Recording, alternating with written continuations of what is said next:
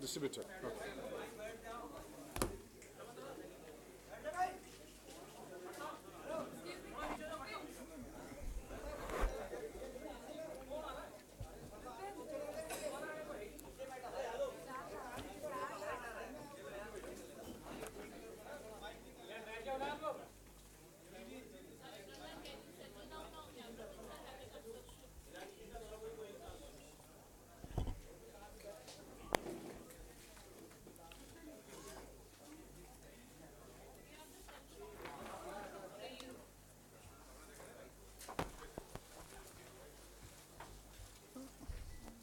Good afternoon to all of you.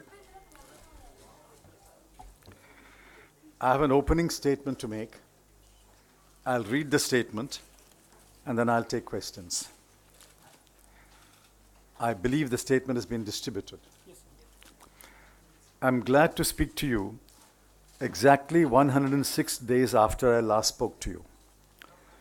As I stepped out and breathed the air of freedom at 8 p.m. last night, my first thought and prayers were for the 75 lakh people of the Kashmir Valley who have been denied their basic freedoms since August 4, 2019. I'm particularly concerned about the political leaders who have been detained without charges. Freedom is indivisible. If we must preserve our freedom, we must fight for their freedom. If we must preserve our freedom, we must fight for their freedom. I'm grateful for the clear and comprehensive order yesterday of the Supreme Court. The order will clear the many layers of dust that have unfortunately settled on our understanding of criminal law and the manner in which criminal law has been administered by our courts. I have never commented on cases that are sub judice, and I shall continue to adhere to that principle. To many of your possible questions on the case, the answers can be found in the lucid order of the Supreme Court pronounced yesterday. In the last 106 days, I was strong in spirit, and I become stronger because of the following. 1. My record as minister and my conscience are absolutely clear. Officers who have worked with me, business persons who have interacted with me, and journalists who have observed me know that very well. 2. My family trusts in God. 3. We have total confidence that the courts will ultimately render justice. Let us leave the matter at that. Let me repeat that. The government is wrong. It is wrong because it's clueless. It is unable to look for the obvious clues because it is stubborn and mulish in defending its catastrophic mistakes like demonetization, flawed GST, tax terrorism, regulatory overkill, protectionism, and centralized control of decision-making in the Prime Minister's office. Please reflect on each one of the charges that I've made. In the days to come, I shall speak, give interviews, and write elaborately on each one of them. Nothing sums up the state of the economy better than the following series of numbers. 8, 7, 6.6, 5.8, 5, and 4.5. Those are the quarterly growth rates of GDP in the last 6 quarters. According to the BJP government, these signify Achhe Din. 8 to 7 to 6.6 to 5.8 to 5 and 4.5 is Achhe Din. The third and fourth quarters of 2019-20 are not likely to be any better. We will be lucky to end the year if growth touches 5%. And please remember Dr. Arvind Subramanian's caution that 5% under this government, because of suspect methodology because of suspect methodology is not really 5%, but less by about 1.5%. The Prime Minister has been unusually silent on the economy. He has left it to his ministers to indulge in bluff and bluster. The net result, as the economists put it, is that the government has turned out to be an incompetent manager of the economy. Those are the words of the economists. Incompetent managers.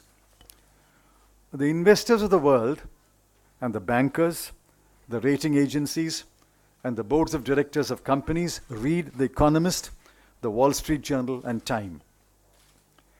They also pay close attention to numbers. Every number, and I repeat, every number points in the direction of a floundering economy. I don't want to overload you with numbers. Here are some numbers. IIP, 4.6 to 4.4 to 3.9 to 2.4. Credit growth to MSME, 0.9, minus 0.4, 2.3, 2.7. Manufacturing, minus 1.2, 1.7, minus 1.4, minus 0.7. Core sector, 4.8, 4.3, 4.4, 0.2. Unemployment, 9.65%, 4.03, 5.14, 7.03. There are many more. You have reported many of them. Just go back and look at your data. The government alone is in denial. Rural consumption is down, according to the NSSO. Rural wages are down. Producer prices are down, especially for farmers. Daily wage earners get work for no more than 15 days a month. Demand for Maganrega is up. Fast-moving consumer goods, both durable and non-durable, are selling less. Wholesale prices are up. CPI is going up. Onions sell at rupees 100 a kg. Of course, the finance minister, does not eat onions. What do these point to? There is less demand among the people because they have less money and less appetite to consume due to uncertainty and fear. Today, for the first time, the Reserve Bank of India, in a matter of 7 months, has reduced its forecast from the original 7.4 that was made in February 2019, reduced to 7.2 in April 2019, reduced to 6.1, I think a month ago, and today reduced to 5. I cannot recall an instance to understand the difference between cyclical and structural. The UPA lifted 140 million people out of poverty between 2004 and 2014. The NDA has, since demonetization in 2016, pushed millions of people below the poverty line. The economy can be brought out of the slowdown, but this government is incapable of doing that. The economy can be brought out of the slowdown, but this government is incapable of doing that. We think that the Congress has the ideas, but nobody will listen to us. I believe that the Congress and some other parties are better equipped to pull the economy out of the slowdown and push economic growth. But I'm afraid, my friends, we have to wait for better times. Yes, questions? Yes, who's moderating? Please, he will moderate. Yes. Supriya.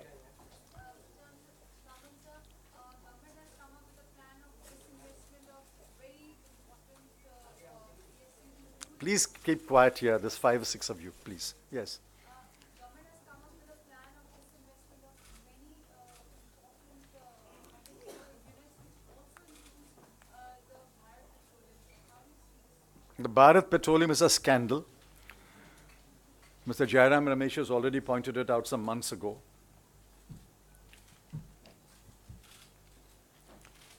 This asking one PSU to buy another PSU is an accounting maneuvering. Government's coffers are filled. That doesn't make any difference to the organization or the company or the economy. Let us see who buys BPCL. That will give you the clue about where the scandal lies. Anand, What?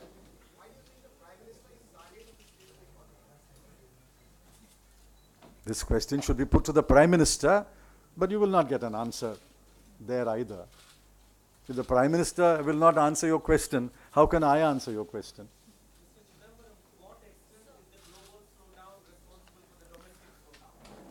Global slowdown is responsible to the extent that it affects our exports.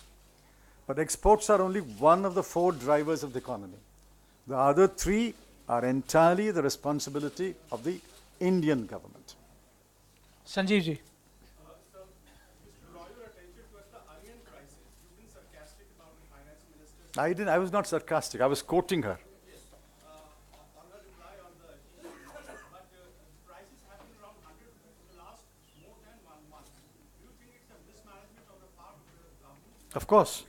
Of course. They should have planned in advance. What's the point of importing now? When will they arrive? But if the finance minister says, I don't eat onions, that shows the mindset of this government. Siddharth. You onion eating people. I don't eat onions.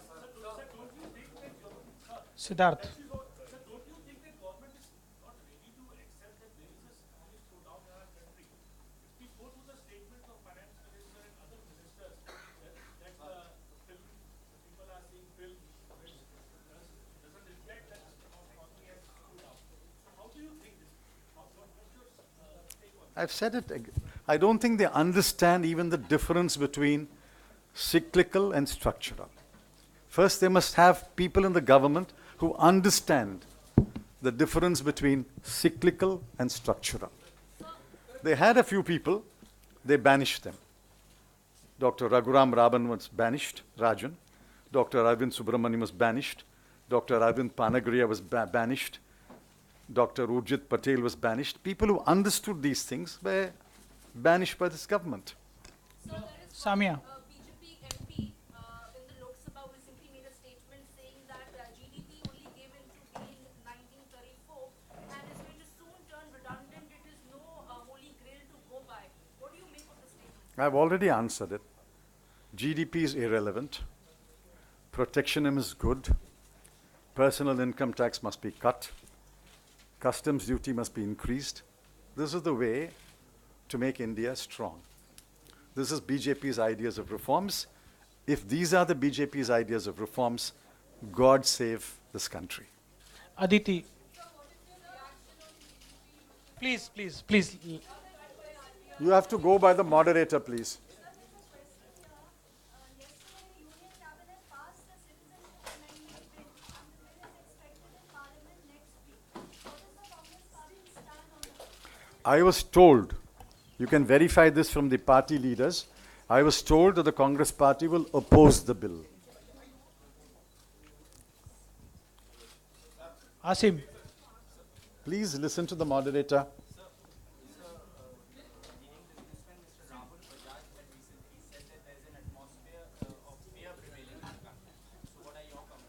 You search your heart. Is there not fear today? Every businessman who spoke to economists for that special report said, don't quote my name. Rahul Bajaj is tall enough to say that at a meeting. But there's complete fear everywhere. Every institution is gripped by fear. And the media is no exception. I'm sorry to say this. The media is no exception. You are gripped by fear. Please shed fear. Please speak the truth to power. That is the least that the people of India expect. We buy your newspaper. We subscribe to your channel. We want you to speak truth to power. Ajay. Sir आपकी गिरफ्तारी के बाद से sir Please go by the moderator, please. Sir आपकी गिरफ्तारी के बाद तो कांग्रेस पार्टी लगातार ये कह ही रही है कि ये बदले की राजनीति के तहत आपको What's he saying? भेजा गया। सर आपका क्या रिएक्शन है? What's he saying? Vendetta politics. Sent you to jail. My favorite poet, Saint Thiruvalluvar, said 2,300 years ago, "Inna seidarkum iniyave seyyakal enna payathodo salbu." He also said, "Inna seidare oruthal avarnana nannayam seiduvida." Those who do wrong or evil to you, do good to them. We will not practice vendetta politics. I can only speak for myself. We will not practice vendetta politics. Who practices vendetta politics is for you to decide. Pallavi. I'm a better man. To preserve our freedom, we must fight for their freedom. I intend to visit Jammu and Kashmir if the government will allow me to visit Jammu and Kashmir. Mr. Chidambaram, what is your response to when the BJP Please listen to the moderator. Yes, yes. government constantly says that we have been following what the UPA couldn't do in their legacy? Half the time they keep saying it's a tainted legacy, whether it's the PSUs or they put out the 2G scam. What is your response? Why do they want to follow our legacy? They are wiser people. They are more intelligent. They've got a bigger mandate. Why do they want to follow our legacy? Is it because they can't create their own legacy? The legacy is what they will leave behind. And what they are leaving behind is an economy in ruins. Yes, please. The way the Kashmir has been handled, as a former Home Minister, do you think there is a risk involved? Yes, but not for today. That's for another day. Yes. Yes, sir. Yashwant Sinha posted against the death of demand in Indian economy. Do you think it is a signal of collapsing economy? I've said the same thing. There is no demand today. People don't want to buy because they have less money and they're less confidence about the future. It's a well-established behavioral fact that when you have less money and you are less confident about the future, you buy less, you spend less. Meenakshi. Listen to him, please. Just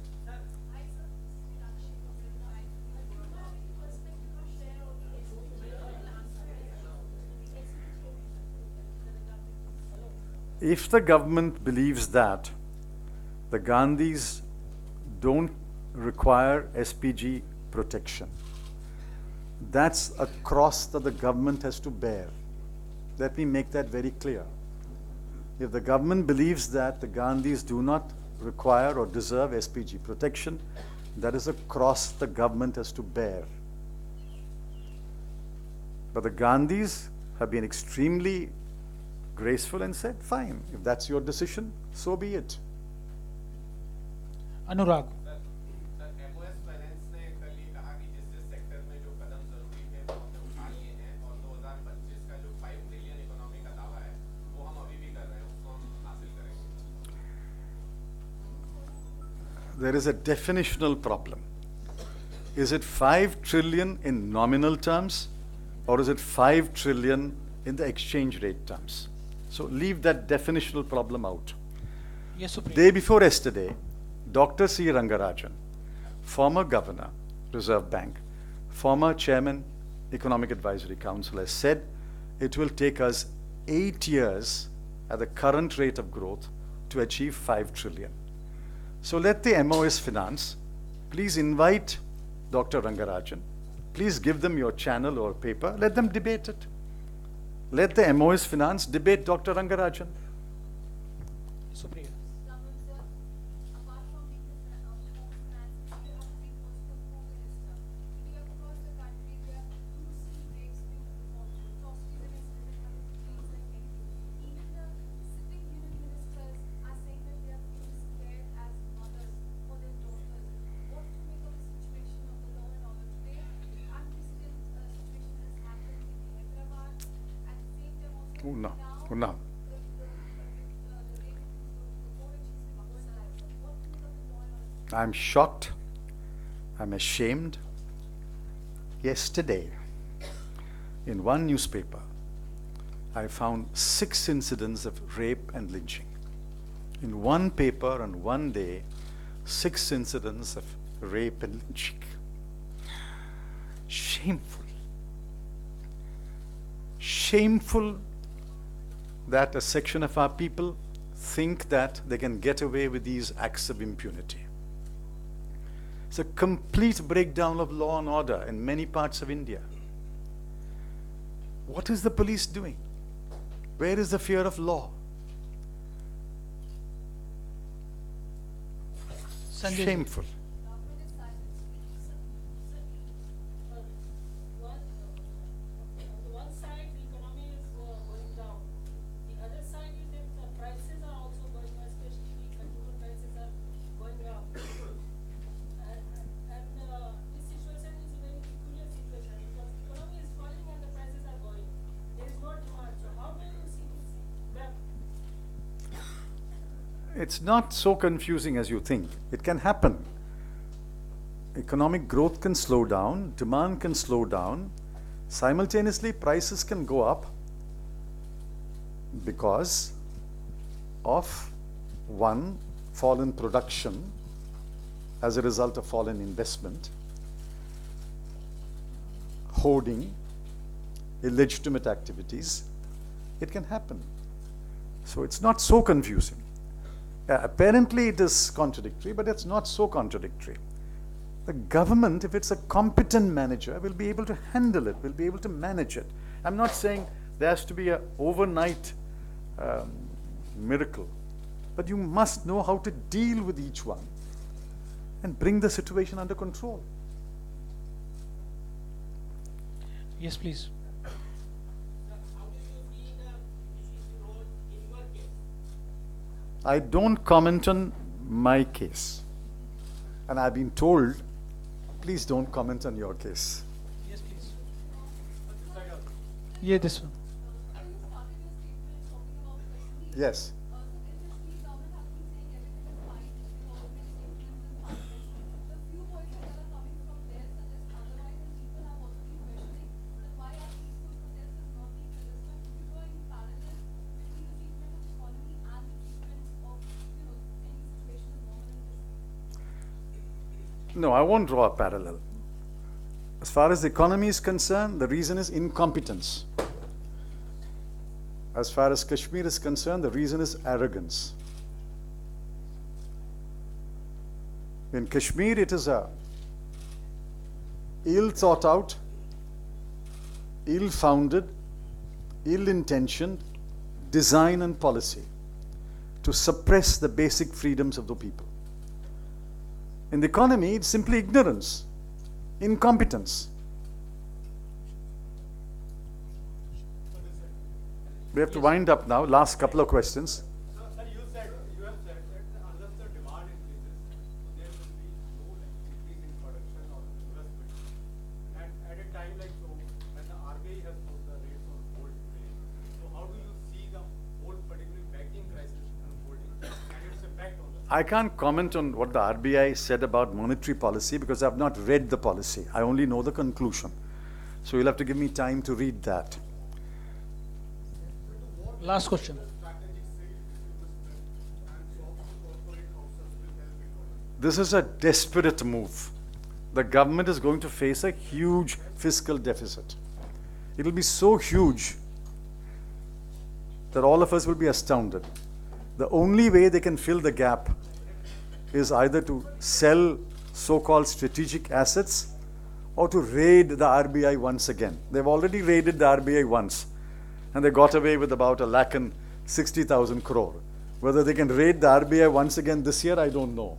So the only alternative they have is a so-called strategic sale. It's a fire sale. It is a distress sale. It is a desperate sale. Yes. आपके bell के argument में ये लगातार चर्चा होती रही थी कि आपका वेट 5 केजी कम हो गया और आपको परेशान किया गया, चेयर वगैरह हटा दिया गया बाहर से। और क्या देश की आर्थिक मंदी What's that? What's the question? Last question. Last part. He said they will be saying that Last part. Last part. he's saying that there is a strain of economy and Oh, has affected jail. See, I was always strong in spirit. I'm now stronger, I think. But I've also become stronger in body. Let me give you a hint. Sleeping on a wooden board without a pillow strengthens your neck and spine and back. My spine is stronger, my neck is stronger, my head is stronger. Last question.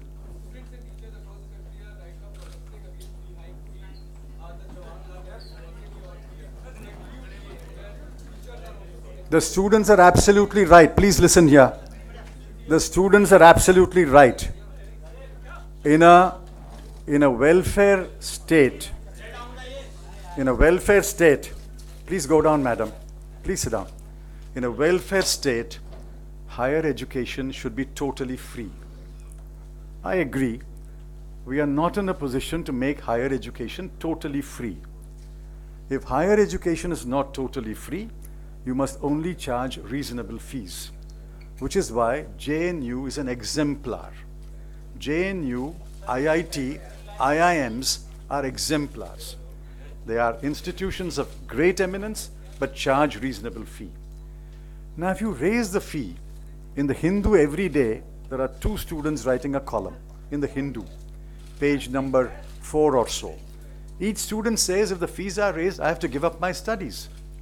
What have they done to this? Ideally, higher education must be totally free. Since we have not reached that stage, fees must be reasonable. I fully support the agitation of JNU, IIMC, and other institutions where they are protesting the sharp increase in tuition and hostel fees. My sympathies are entirely, and my party's sympathies are entirely with the students. Aam Aadmi Party has done so many things for people to like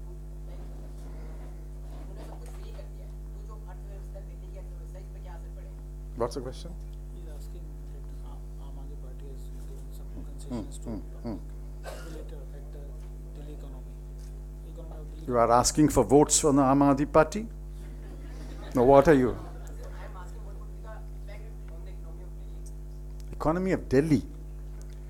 See, these steps don't affect the economy of Delhi. They may improve the infrastructure of Delhi. Economy of Delhi is decided in one room called the Prime Minister's office. You will not be allowed there. I will not be allowed there, so don't worry. It's beyond our capacity. Thank you. Have a good day.